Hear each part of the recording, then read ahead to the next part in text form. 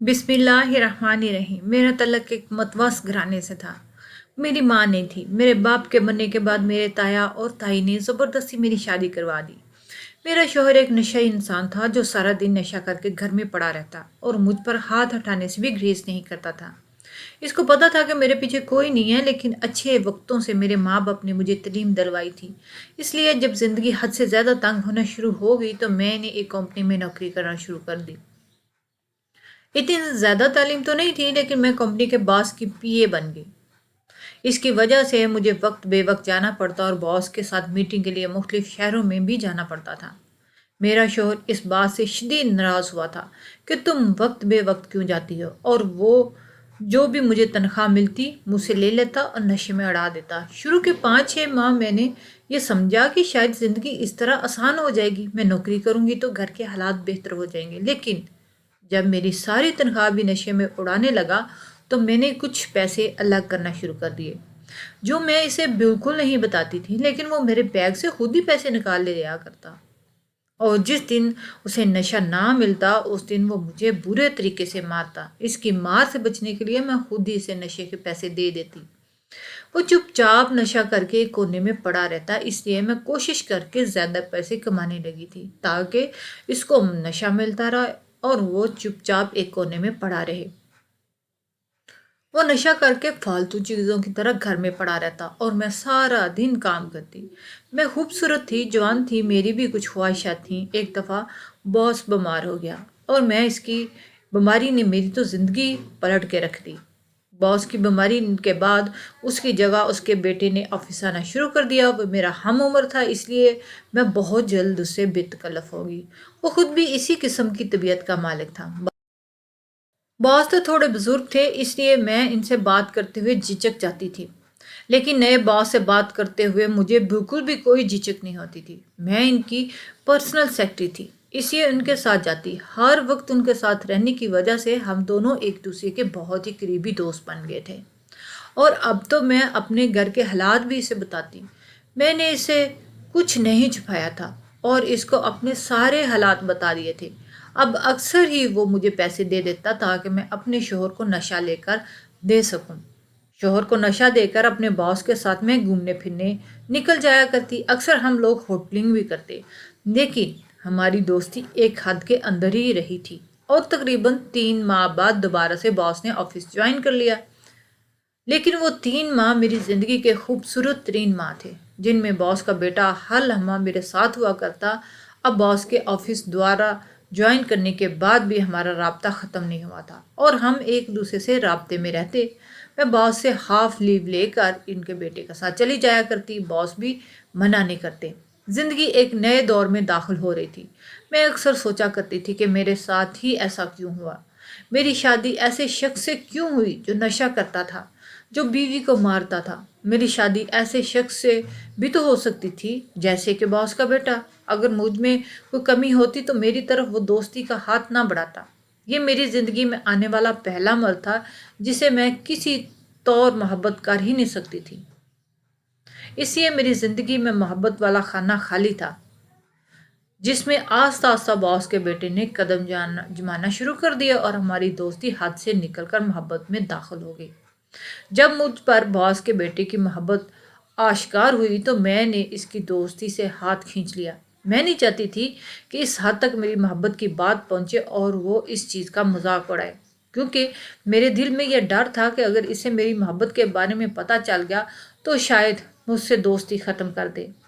یہ صورتحال میرے لیے بہت عجیب تھی، شاید اسے بھی میرے رویے کے بارے میں پتہ چل گیا تھا، اس لیے اس نے مجھ سے پوچھ ہی لیا کہ میں اسے کھینچی کھینچی کیوں رہتی ہوں۔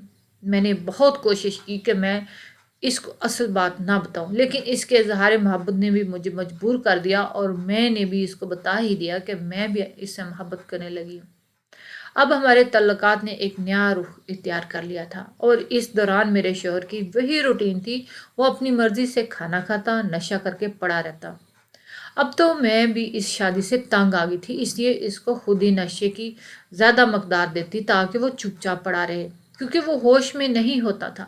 اس لیے اس کا مارنا پیٹنا گالیاں دینا کم ہو گیا تھا، لیکن وہ جیسے ہی ہوش میں آتا مجھے پھر سے مارنا پیٹنا شروع کر دیتا، یوں لگتا جیسے اسے میرے بارے میں معلوم ہو گیا ہے، اور اکثر یہ میرے باس کے بیٹے کا نام لے کر مجھے گالیاں دیتا، لیکن میں اس چیز کی زیادہ پرواہ نہیں کرتی تھی، کیونکہ اب میں جلد از جلد اس پاگل انسان سے جان چھڑوانا چاہتی تھی، اور نہ ہی مجھے مزید انتظار ہو رہا تھا کہ اس لیے کہ ایک دن میں نے اپنے باس کے بیٹے، جس کا نام شان تھا، اسے کہا کہ وہ اب کوئی اس طرح کا حل کرے کہ میری جان چھوٹ جائے۔ اس نے مجھے یقین دلایا کہ بہت جلد اس انسان سے میری جان چھوٹ جائے گی۔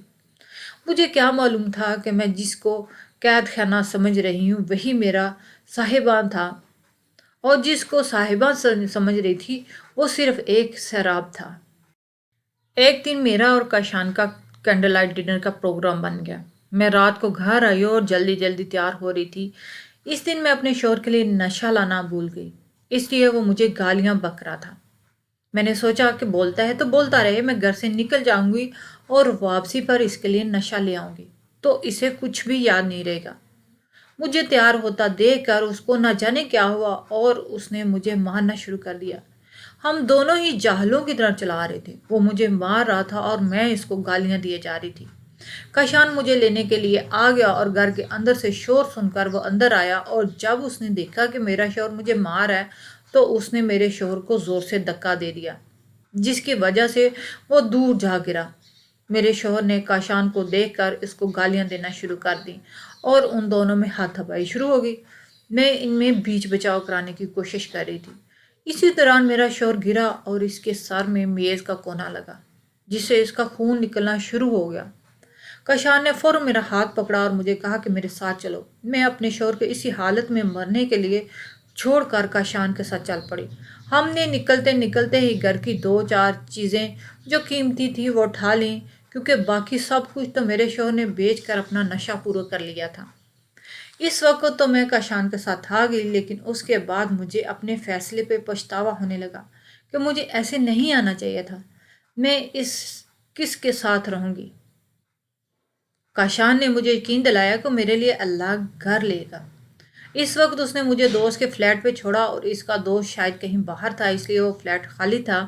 2 دن میں اس فلیٹ میں موجود تھی اور مجھے اب سمجھ نہیں آ رہا تھا میں کہاں جاؤں، کیونکہ میں شوہر کو مرنے کے لیے چھوڑ آئی تھی، لیکن وہ مرا ہے یا نہیں اس کے بارے میں مجھے کچھ معلوم نہیں تھا۔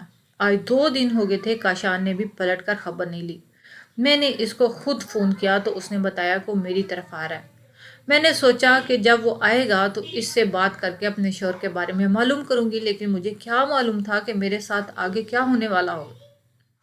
جب مجھے بیل کی آواز آئی تو میں جا کر دروازہ کھولا تو دروازے پہ کاشان موجود تھا۔ خوشی سے اس نے مجھے گلے لگا لیا اور میں دیکھنا ہی بھول گئی کہ وہ اکیلا نہیں تھا۔ جب وہ اندر داخل ہوا تو اس کے ساتھ اندر داخل ہونے والی شخصیت کو دیکھ کر میں چونکی۔ میں نے اس سے پوچھا یہ کون ہے؟ تو اس نے اشارہ کر کے مجھے کہا کہ چپ ہو جائے۔ وہ خاتون کاشان کے پیچھے چلتی ہوئی ٹی وی لاؤنج میں آ کر بیٹھ گئی۔ اس کی صورت کو دیکھ کر مجھے عجیب سا احساس ہو رہا تھا، لیکن میں اس کو کوئی نام نہیں دے پا رہی تھی۔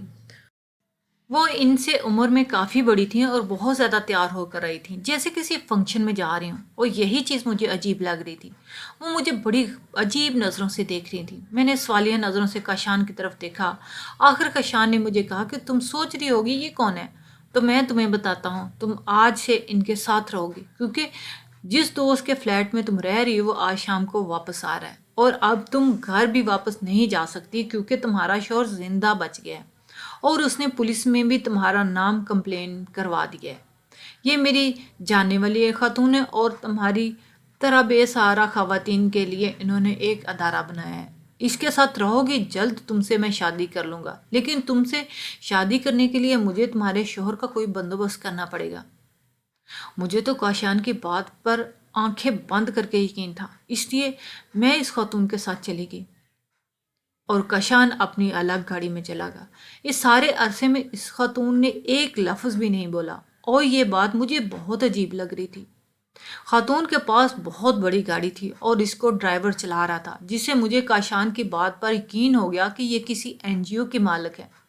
کہ میرے دل میں بھی ایک عجیب سا ڈر تھا کہ نہ جانے یہ خاتون کس فطرت کی ہو، کیونکہ ابھی تک انہوں نے مجھ سے کوئی بات ہی نہیں کی تھی۔ گاڑی ایک بہت عالیشان گھر کے آگے رکی۔ اس گھر کو دیکھ کر کہیں سے بھی نہیں لگ رہا تھا کہ یہ کوئی ایک NGO ہے۔ وہاں گاڑی رکنے کے بعد اس خاتون نے پہلی دفعہ اپنی زبان کھولی اور کہا کہ میرے ساتھ آؤ۔ ان کی آواز بہت خوبصورت تھی جس سے مجھے کچھ حوصلہ ہوا۔ جب میں اندر گئی تو وہاں مجھے ایک دو لڑکیاں نظر آئیں۔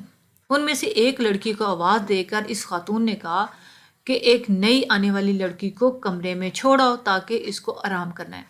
وہ لڑکی مجھے دیکھ کر اپنے کمرے میں چلی گئی۔ میں نے اس کا نام پوچھا تو اس نے بڑی خوش اخلاقی سے اپنا تعارف کروا دیا۔ کیونکہ مجھے معلوم تھا یہ بے سہارا خواتین کے لیے ایک NGO ہے، اس لیے میں نے اسے یہ نہیں پوچھا کہ وہ یہاں کیوں ہے اور کب سے ہے، کیونکہ اس طرح کی بات پہلی ہی ملاقات میں پوچھنا زیب نہیں دیتا۔ اسی لیے جب وہ کمرے میں چھوڑ کر مجھے گئی تو میں پرسکون ہو کر سو گئی۔ اس لیے 2 دنوں سے میرے ذہن میں جو بوجھ تھا کہ پتہ نہیں میرا شوہر مر گیا ہے، وہ تو بہت کم ہو گیا، اور اس کے بعد اب میں ایک محفوظ ہاتھوں میں تھی۔ یہ بات بھی میرے لیے بہت اطمینان کا باعث تھی۔ مجھے سوئے ہوئے نہ جانے کتنا وقت گزر گیا کہ ایک عجیب سی آواز سے میری آنکھ کھل گئی۔ مجھے یوں لگا جیسے کہیں کوئی گانا گا رہا ہے، لیکن یہ کوئی حیرت کی بات نہیں تھی کیونکہ یہاں ساری کی ساری لڑکیاں تھیں، تو شاید کوئی گانا کا بھی شوقین ہو۔ مجھے خود سے اٹھ کر باہر جانا عجیب لگ رہا تھا، اس لیے میں چپ چاپ بیٹھی رہی۔ تھوڑی دیر کے بعد دروازہ کھلنے کی آواز آئی اور جو میرے کمرے میں داخل ہوا اسے دیکھ کر میرے قدموں تلے زمین نکل گئی۔ میں فوراً اٹھی اور دروازے سے باہر نکلنے کی کوشش کی۔ اس شخص نے آگے بڑھ کر میرا ہاتھ تھام لیا۔ میں نے اس کو زور سے دھکا دیا اور اٹھ کر باہر بھاگی، لیکن باہر کے منظر نے میرے قدموں کو ایسے منجمد کر دیا جیسے زمین نے میرے قدموں کو جھگڑ لیا۔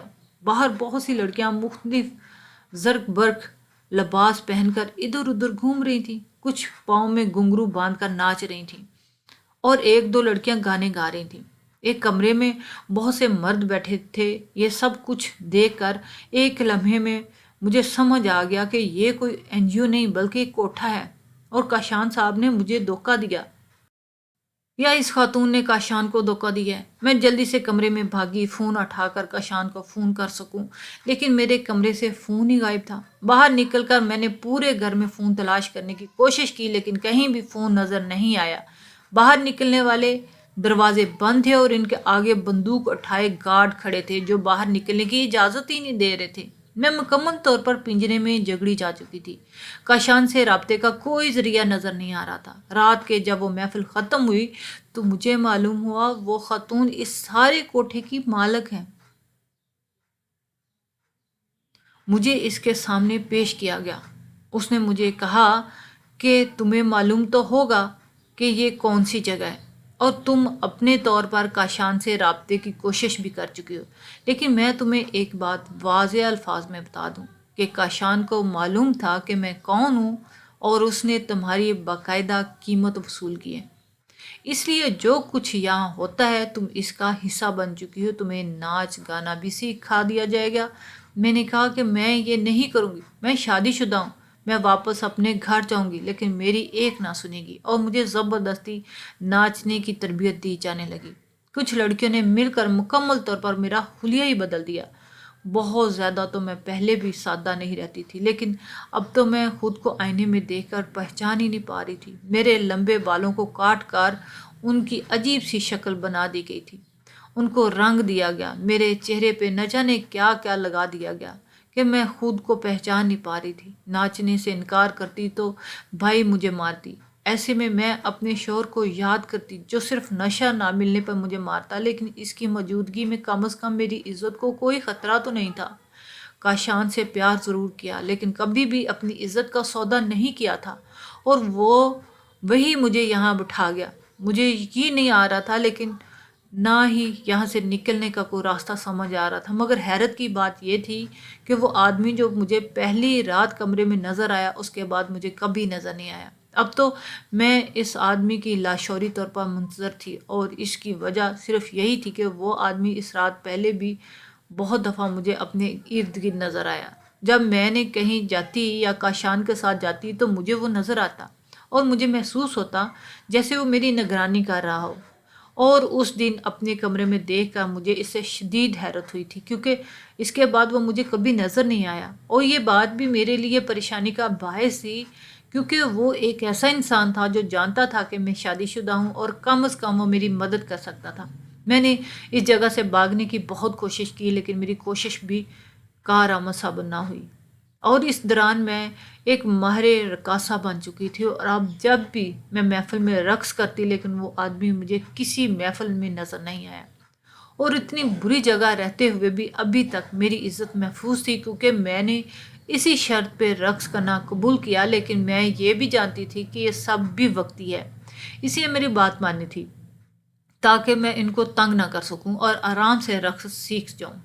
خوبصورت ہونا بھی کبھی کبھی آپ کے لیے بہت سے مسائل کھڑا کر دیتے ہیں۔ میرے ساتھ بھی کچھ ایسا ہی ہوا تھا۔ کاشان نے تو پہلے میری خوبصورتی سے فائدہ اٹھاتے ہوئے مجھے بیچ میں بیچ دیا، اور اب میں دیکھ رہی تھی کہ ایک آدمی بہت دن ہو گئے ہر وقت مجھے اپنی نظر میں رکھتا، وہ ہر محفل میں موجود ہوتا۔ پہلے تو میں نے اس کی پرواہ نہ کی، لیکن اس کو بھائی کے آس پاس گھومنے دیکھا، پھر مجھے خطرے کا احساس ہو۔ مجھے معلوم تھا کہ بھائی کو صرف پیسے سے پیار ہے اور اس شخص سے میرا سودا کر لے گی، اور وہی ہوا۔ ایک رات میں اپنے رقص کو مکمل کر کے کمرے میں واپس آئی تو وہ شخص میرے پیچھے پیچھے کمرے میں پہنچ گیا۔ میں نے بولا کہ تم میرے کمرے میں کیوں آئے ہو؟ لیکن اس کی ایک ہی رٹ تھی کہ تمہاری قیمت لے کر آیا ہوں۔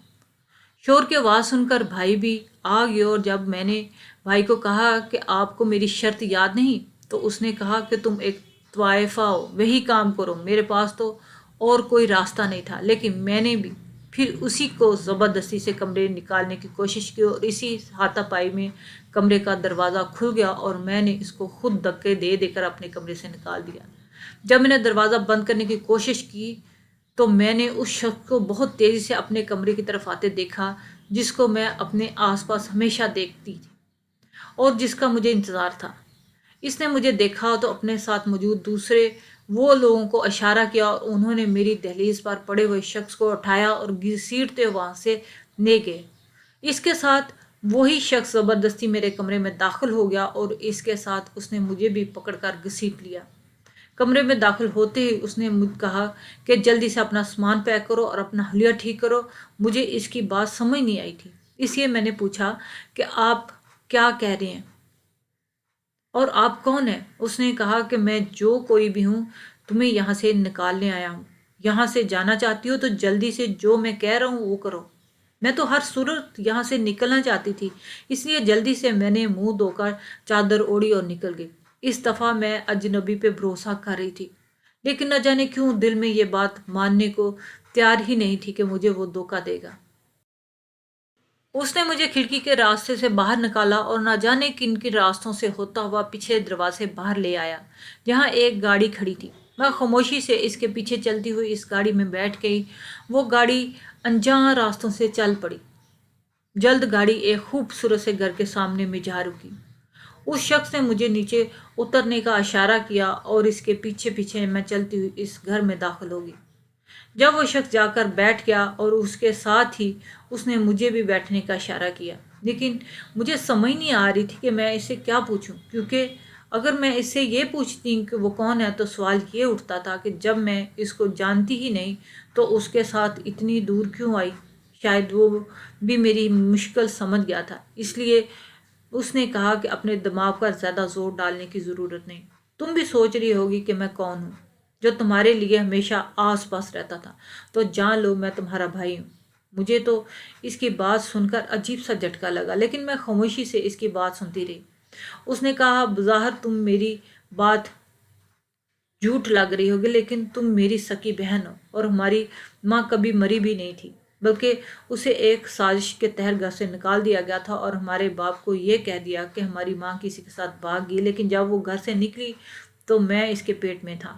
ہماری ماں لوگوں کے گھروں میں کام کرتی، اور جب میں پیدا ہوا تو وہ جن لوگوں کے گھر میں کام کر رہی تھی وہ لوگ بے اولاد تھے، اس لیے انہوں نے مجھے گود لے لیا، میری ماں کو بھی بہن بنا لیا۔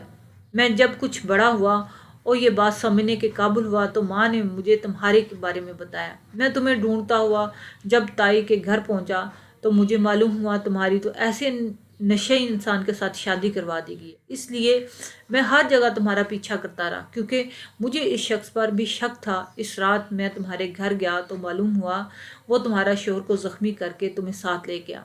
मैंने मुख्तलिफ जगहों पर तुम्हें ढूंढा और इस दिन भी मैं तुम्हें ढूंढता हुआ पहुंच गया, लेकिन मुझे वहां से निकलना पड़ा। कितने महीने में किसी न किसी तरह इस भाई के ऊपर एतमाद कायम करने में कामयाब हो गया। इस तरह मुझे इसके सारे खुफिया रास्ते पता चल गए और मैं तुम्हें वहां से निकालने के काबिल हो गया। तुम्हें वहां से निकलने के बाद पुलिस ने वहां रेड की, जिस पर वो सब गिरफ्तार हो गए हैं। इतने अरसे में अपने भाई को देखकर मुझे समझ नहीं आ रहा था कि मैं खुश हूँ या उदास, इसलिए कि ये वही रिश्ते थे जिनके बारे में मैं जानती ही नहीं थी। और जल्द ही मेरे भाई ने मुझे माँ से मिलवा दिया। उसने मुझे बताया कि मेरे शौहर को सेंटर में छोड़ आया है, जहाँ पे बड़ी हद तक उसका इलाज हो चुका है और वो नशा छोड़ने पे तैयार हो चुका है। लेकिन मैंने इनकार कर दिया। मुझे इस शख्स के साथ नहीं रहना। मेरे इस फैसले का एहतराम करते हुए मेरी माँ और भाई ने इस शख्स से मुझे खुला दिलवा दी।